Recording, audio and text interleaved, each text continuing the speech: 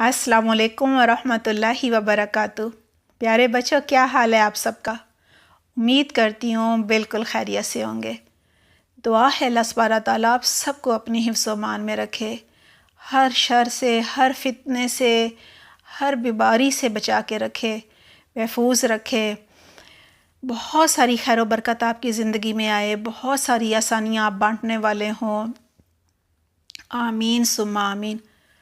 बच्चों, आज हम ये जानेंगे कि जब हमसे जाने अनजाने में कोई गुनाह हो जाए, कोई गलती हो जाए, कमी कोताही हो जाए तो क्या करना चाहिए। आप क्या करते हैं? सोचिए, थोड़ी देर सोच लिया। मायूस तो नहीं होते ना? क्यों मायूस क्यों नहीं होना चाहिए? जी, मायूस होना तो कुफर है। अल्लाह की रहमत से तो सिर्फ काफिर ही मायूस होता है ना। बच्चों, क्या शर्मिंदा होना चाहिए या वो भी नहीं होना चाहिए? नदामत होनी चाहिए? जी बिल्कुल होनी चाहिए। ज़रूर शर्मिंदा होना चाहिए और अल्लाह से सच्ची तौबा करनी चाहिए, पक्का अहद करना चाहिए, वादा अल्लाह से करना चाहिए कि अल्लाह ताला मैं आइंदा ये गुनाह कभी भी नहीं करूँगा, मुझसे बहुत बड़ी गलती हो गई। सदका भी दे देना चाहिए। और बच्चों, तौफीक भी मांगनी चाहिए कि अल्लाह ताला मुझे तौफीक दे, मुझे हिम्मत दे, आइंदा ये गुनाह मैं कभी भी ना करूं, मुझे इस गुनाह से बचा के रखना। ठीक है ना बच्चों? दुआएं फिर बहुत कसरत से करनी चाहिए। दुआएं करेंगे ना तो फिर याद दहानी रहेगी। किस चीज़ की याद दहानी रहेगी? यही कि ये गलती मैंने कभी नहीं दोहरानी, अल्लाह को नाराज़ करने वाला ये काम नहीं करना। क्यों नहीं करना? दुनिया में भी अल्लाह की मदद हमें जो है नहीं मिलेगी, फिर हम उससे महरूम हो जाएंगे। खैर व बरकत हमारी ज़िंदगी से उठ जाएगी। हमारे कामों में जो आसानियाँ अल्लाह ताला अता फरमाते हैं, हमारे काम आसान कर देते हैं, हमारी मुसीबतें टाल देते हैं, मुश्किलें हल कर देते हैं, वो तभी करते हैं जब हमारी ज़िंदगी में खैर व बरकत होती है। हम अल्लाह को नाराज़ करने वाले कामों से बचते हैं, गुनाहों से बचते हैं। और बच्चों, गुनाहों से बचने के लिए और क्या करना पड़ेगा? जी, हमें सही अल्लाह को राज़ी करने वाले काम जानने पड़ेंगे। वो क्या हमें कोई दादी जान बताएंगी या नानी जान बताएंगी या अम्मी बताएंगी या अब्बू बताएंगे?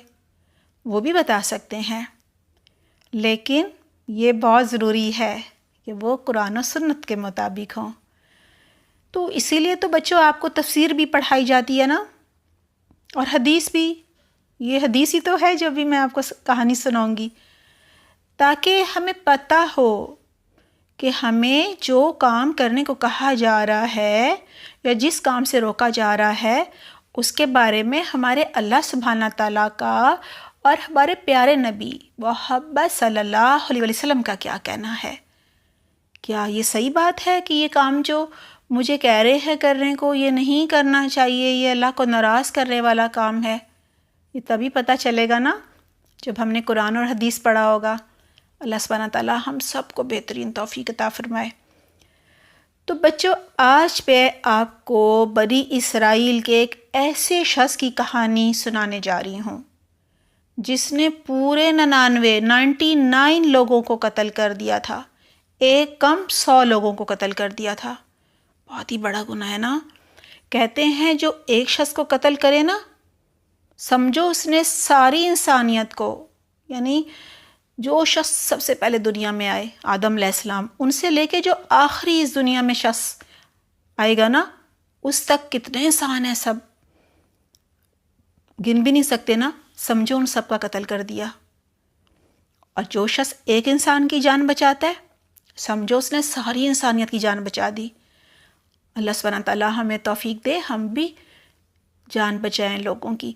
तो बच्चों, उसने 99 लोगों को कत्ल कर दिया, और ऐसे लोगों को कत्ल किया जिनका कोई कसूर भी नहीं था, नाहक कत्ल किया। और 99 कत्ल करके वो शख्स फिर शर्मिंदा हुआ। 99 कत्ल करने के बाद ख्याल आया कि ये तो मैंने बहुत गुनाह कर दिया। अब वो बहुत बेचैन हुआ, इधर उधर लोगों से पूछने लगा کہ میں نے 99 لوگوں کو قتل کر دیا ہے، اس گناہ کی توبہ کیسے ہوگی، معافی کیسے ہوگی؟ کیا میں اللہ سے معافی مانگوں تو مجھے مل سکتی ہے؟ کیونکہ میں نے بہت زیادہ لوگوں کو قتل کیا ہے نا۔ بچوں پوچھتے پوچھتے سب سے پہلے وہ ایک درویش کے پاس آیا اور اس سے پوچھنے لگا، کیا 99 قتل کرنے کے بعد میری توبہ قبول ہونے کی کوئی صورت ہے؟ اللہ کیا مجھے معاف کر سکتے ہیں؟ اب پورے 99 قتل کر لیے ہیں میں نے۔ درویش نے جواب دیا کہ نہیں، تمہاری توبہ کے قبول ہونے کا کوئی طریقہ نہیں، اتنے زیادہ لوگوں کو مارا ہے، تم نہیں معاف کیے جاؤ گے۔ بچوں یہ سن کر بنی اسرائیل کی اس آدمی نے کیا کیا؟ سب سے پہلے تو اسے غصہ آیا اور اس نے اس درویش کو بھی قتل کر دیا۔ اس طرح پورے 100 قتل ہو گئے، یعنی اس نے اس کو مار کر 100 قتل پورے کر دیے۔ 100 قتل کرنے کے بعد پھر لوگوں سے سوال کرنے لگا، کیا میری توبہ ہو سکتی ہے؟ آخرکار ایک درویش نے کہا، ہاں ہو سکتی ہے، فلاں بستی میں چلے جاؤ، وہاں نیک لوگ رہتے ہیں۔ مطلب یہ تھا کہ جب وہاں جاؤ گے، نیک لوگوں کی صحبت میں رہو گے تو ان سے نیک باتیں سیکھو گے نا، تو نیک بن جاؤ گے، اور تمہیں تڑپ ہے، شوق ہے نیک بننے کا، اپنے گناہوں کی بخشش چاہتے ہو تو ان کے ساتھ رہ لو۔ اچھی بات کہی نا؟ جی بچوں، اب کیا ہوا؟ اس نے کہا کہ جب تم نیک لوگوں کی بستی میں پہنچ جاؤ گے تو تمہاری بخشش ہو جائے گی۔ اب تو بچوں اس نے دوڑ لگا دی، بڑا اس کو سکون ملا کہ بس اب تو میں وہاں پہنچ جاؤں گا اور میرے سارے قتل معاف ہو جائیں گے۔ بچوں وہ آدھے راستے میں تھا، بالکل درمیان میں، کہ اسے لگا میں تو مرنے والا ہوں، شاید بہت دوڑا ہوگا نا، یا ویسی اللہ کی مرضی، اور اسے لگا میں تو شاید نیک لوگوں کی بستی میں نہ پہنچ پاؤں۔ اب بچوں وہ مرتے وقت پوری کوشش کرنے لگا، اپنا سینہ گھسیٹ گھسیٹ کر نیک لوگوں کی بستی کی طرف بڑھنے لگا۔ وہ کیسے ہوتا ہے؟ کبھی دیکھا آپ نے؟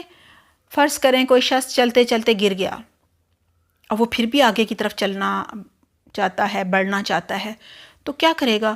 آگے کو گھسیٹے گا نا، اپنا ہاتھ آگے کرے گا جتنا ہو سکتا ہے، تھوڑا ایسے اوپر آگے کو ہو جائے گا سرک کے، پھر ٹانگیں بھی تھوڑی آگے کو لائے گا، پھر ہاتھ آگے کر کے پوری کوشش کرے گا۔ اس نے بھی بالکل ویسا کرنا شروع کر دیا، اور بچوں آگے بڑھنے کی اس کوشش میں مر گیا۔ نیک لوگوں کی بستی کی طرف بڑھنے کی شدید خواہش تھی کہ وہ پھر سینہ زمین پر گھسیٹ گھسیٹ کے آگے کو بڑھنے لگا، اور بڑھتے بڑھتے پھر اسی حالت میں مر گیا۔ بچوں اب رحمت کے فرشتوں اور عذاب کے فرشتوں میں جھگڑا ہونے لگا کہ اس کا انجام کیا کریں، اس کو جنت میں لے کے جائیں یا جہنم میں، اس کا کیا فیصلہ کریں؟ اللہ سبحانہ تعالیٰ نے فرمایا، دونوں بستیوں سے اس کا فاصلہ ناپ لو، یعنی جو پیچھے کی بستی ہے خراب لوگوں کی، اس کا فاصلہ بھی ناپ لو، آگے کی بستی جہاں یہ پہنچنے والا تھا اس کا بھی راستہ ناپ لو۔ جس بستی کا فاصلہ کم ہوگا اس کا انجام وہاں رہنے والے لوگوں کی طرح کا کر دینا، یعنی اگر گناہ گاروں کی بستی کا فاصلہ کم ہوا آگے نیک لوگوں کی بستی کے مقابلے میں، تو پھر اس کا انجام گناہ گاروں والا کر لینا، اور اگر یہ سامنے جو نیک لوگوں کی بستی ہے اس کا فاصلہ کم ہوا تو پھر وہ والا انجام کر لینا۔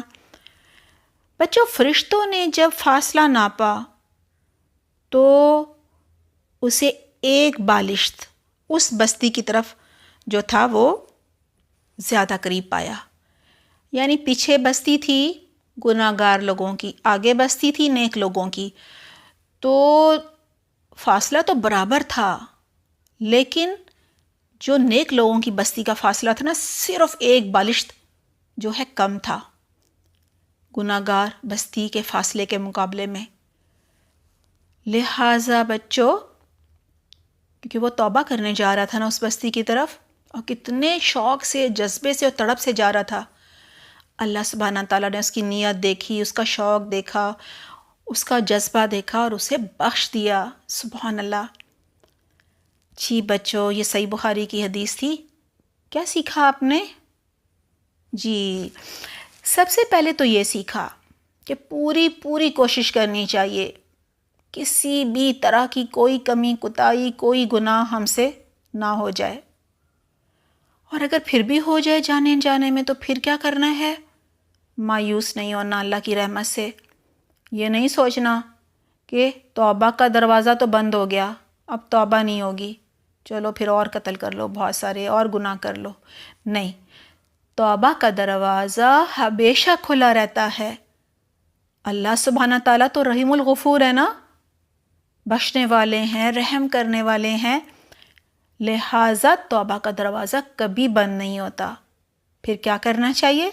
سچی توبہ کر لینی چاہیے، اور کبھی بھی وہ گناہ یا وہ غلطی نہ کرنے کا پکا پختہ عہد کر لینا چاہیے، وعدہ کر لینا چاہیے۔